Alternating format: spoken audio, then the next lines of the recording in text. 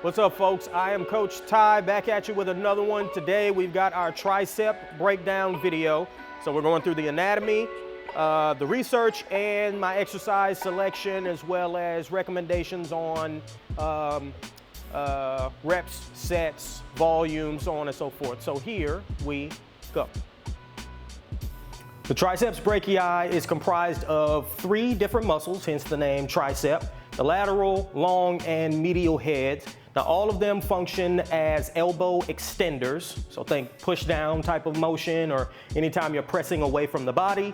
However, the long head does also attach at the shoulder joint, and it can contribute somewhat to shoulder extension, although it only contributes to a very minor degree and only in this range of motion up here, not quite down here in this bottom range of motion. So think the top half of a pullover, your long head will assist that to a very minor degree. Even though we can largely ignore the role that the long head plays in shoulder extension because it's so minor, we cannot ignore the position that your elbow takes when you're doing a tricep move. So how much shoulder flexion or extension you are in will dictate whether or not the tension is going to go onto your lateral head or your long head. The medial head is involved regardless. And also, I know what you're thinking. Arm up here means long head, arm down here means lateral head. We've heard that in bodybuilding for as long as I can remember. And when I first started researching for this video, I thought that as well until I started reading the research and found out, funny enough, the opposite is true. The opposite. Can you believe that? At low levels of shoulder elevation, so when your upper arm is by your side, the long head has been shown by the research to contribute more than when your arm is up.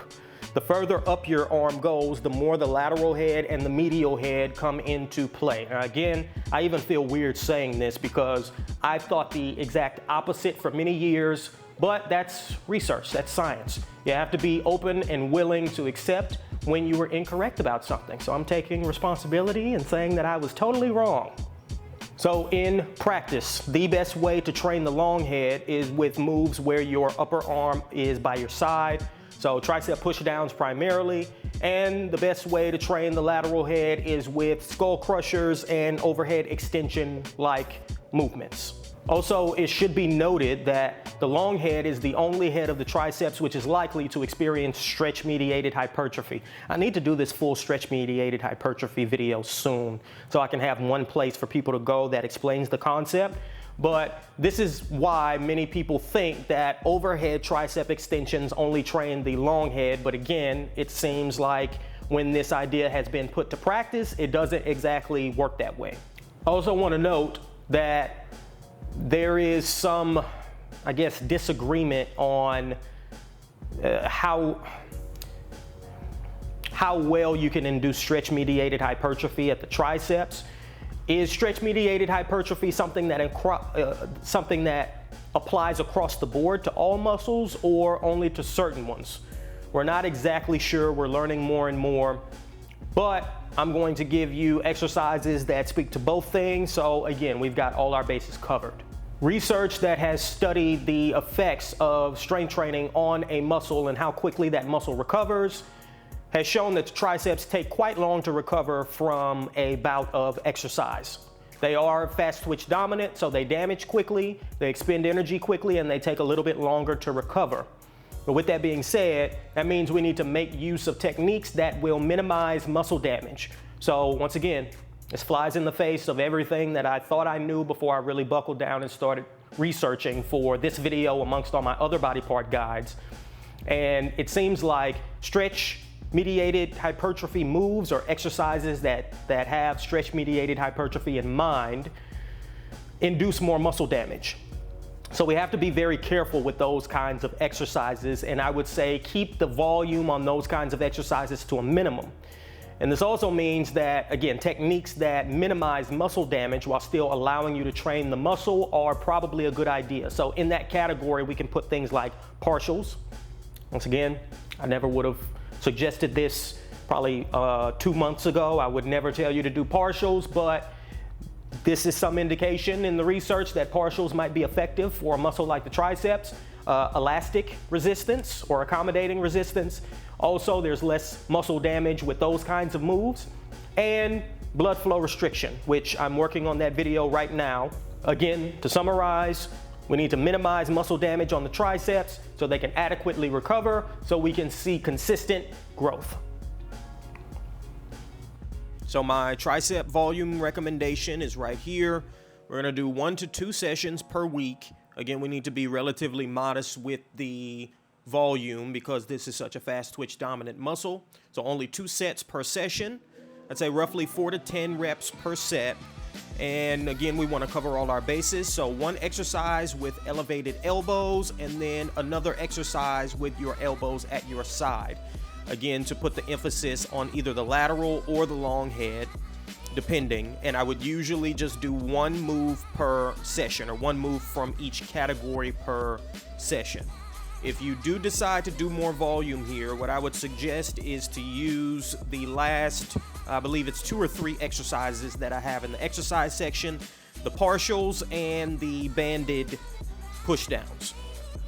They don't do nearly as much muscle damage, so could be a good add-on to the volume that you're already doing.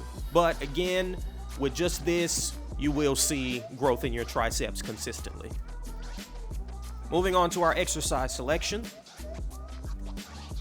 First, tricep push down, good old-fashioned push down. We are trying to get the longest range of motion possible here, so make sure your forearms touch your biceps and then fully extend your elbows. I like to put my hips back a tad bit on a tricep push down just so I can get my elbows fully extended. Range of motion is a little bit longer that way.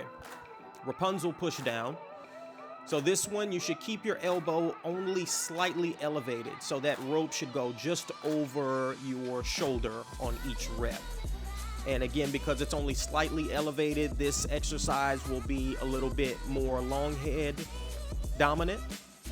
But because the resistance is coming from behind you, it will register as a different exercise. And also, this exercise has a great range of motion. Next. You may not have seen this one before, the rolling tricep extension, or some people call it a skull over. So first you'll perform a skull crusher and then roll your entire arm backwards before going back into extension. So you're lengthening the tricep at the elbow and then at the shoulder joint as well. So this will induce some stretch mediated hypertrophy at the long head. Overhead tricep extension. Now I'm using a cable here and we're gonna go over the dumbbell variation here in a second. I prefer cables just because it's a little easier to get into position, and also you can manipulate the line of resistance much more easily with cables. I like to use a rope, and again, we're trying to get the longest range of motion possible here. So flex your elbows until you feel that stretch through your triceps, and then it's time to extend back up. We also have the dumbbell variation here. Now the challenge with the dumbbell variation is once you start getting pretty strong, getting that dumbbell into position can be difficult. Getting it from the floor or a bench all the way up overhead can be challenging. What I like to do is put the dumbbell on my shoulder and then lift it from there to make getting into position a little bit easier. But again, look for that stretch in that bottom position. Skull crushers, again, good old fashioned. So point your elbows directly up toward the ceiling, flex and extend your elbows. This one's very simple. And I do have a form breakdown for this exercise, which I will link. Now we're on to our exercises that will limit muscle damage. So first is the banded push down. So wrap a band around a high point and then perform the push down just like you would anyway. Now because this is a banded exercise, again, it will induce less muscle damage, so we can go a little bit higher on the sets as well as the reps. And finally, our partial push downs. Now, I like to exist in the bottom range of motion on these partials just because I'm trying to emphasize the contraction on a push down. It's not incorrect if you emphasize the top half of the movement. Either way works just fine. All right, folks, that's it for our tricep breakdown guide. I hope you found that useful and helpful. Please let us know what you want to hear from us next. I'm also going to put some exercise descriptions for tricep videos in the corners, and you can find tricep workouts down in the description below, which are hosted, Jesus, if I could talk, which are hosted over on our website, MuscleWiki.com. So check that out when you get a chance. And that's it from me. Thank you guys as always for listening, and I'll see you with the next one. Deuces.